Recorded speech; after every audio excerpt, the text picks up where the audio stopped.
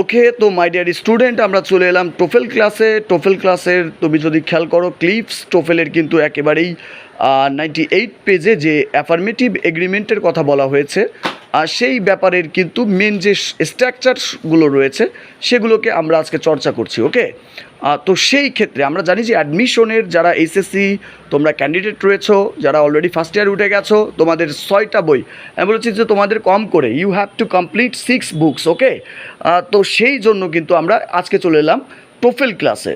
তো দেখো অ্যাডমিশনের জন্য তো টোফেল ক্লাসে আমরা অ্যাফার্মেটিভ এগ্রিমেন্ট এই একটি বিষয় আমরা শিখছি।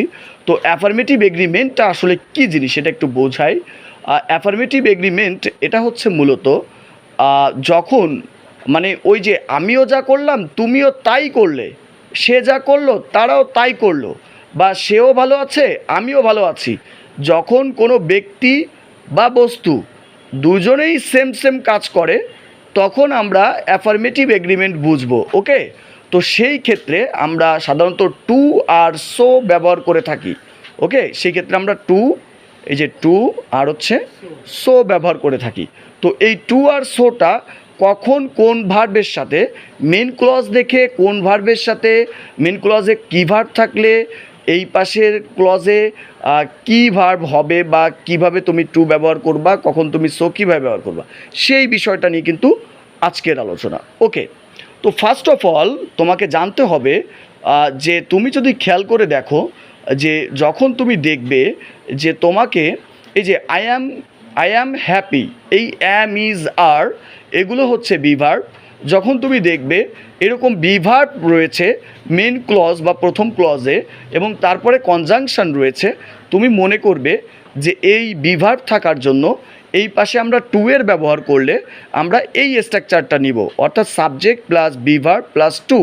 এই যে দেখো subject plus be verb plus to নিয়েছি, অর্থাৎ আই অ্যাম হ্যাপি, আমি সুখ বা আমি খুশি আছি বা সুখে আছি, তো যাই হোক আমি I am happy and you are too, তার মানে তুমিও তাই না?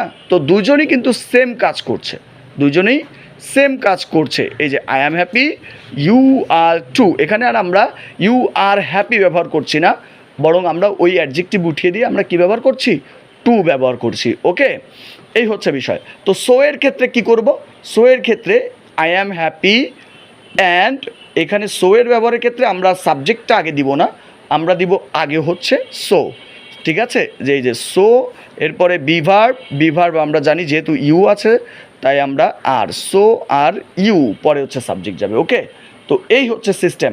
তো যখন কোনো একই কাজ বোঝাবে তখন আমাদের বিভার্ব যদি প্রথমে থাকে, একটি স্টেটমেন্টের যদি বিভার্ব থাকে তাহলে এই সূত্রটা কাজে লাগাতে হবে, এভাবে বিভার্বে ব্যবহার করতে হবে। ওকে, এরপরে এসে যদি আমাদের অ্যাফার্মেটিভ স্টেটমেন্টে এরকম থাকে এবং সেটা যদি কম্পাউন্ড ভার্ব থাকে, বিশেষ করে অ্যাফার্মেটিভ, তো আমরা যাচ্ছি একটু পরে, এরকম থাকে তাহলে আমাদের এগুলো কীভাবে ব্যবহার করতে হবে দেখো।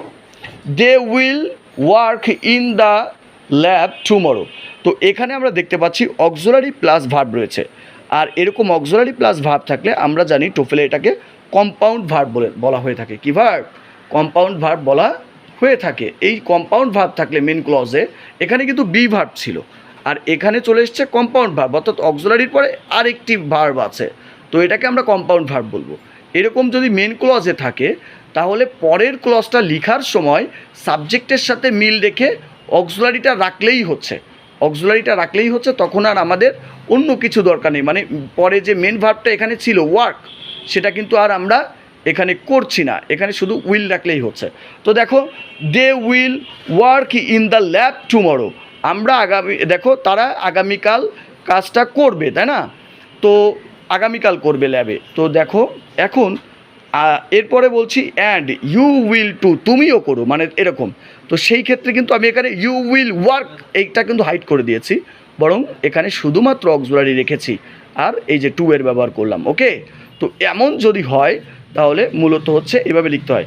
এরপর যদি তুমি অ্যাফার্মেটিভে যদি তুমি সিঙ্গেল ভার্ব দেখো উইদাউট বি ভার্ব, যেখানে অক্সিলারি নাই কিন্তু এই V1 অথবা V2 থাকে, তাহলে আমরা ডু ডিড ডাজ এর মধ্য থেকে এইখানে সাবজেক্ট দেখে ব্যবহারটা করব।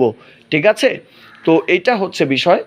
এই টোটাল সিস্টেমটাকে অ্যাফার্মেটিভ এগ্রিমেন্ট বলা হয়ে থাকে। ওকে, থ্যাংক ইউ গাইস।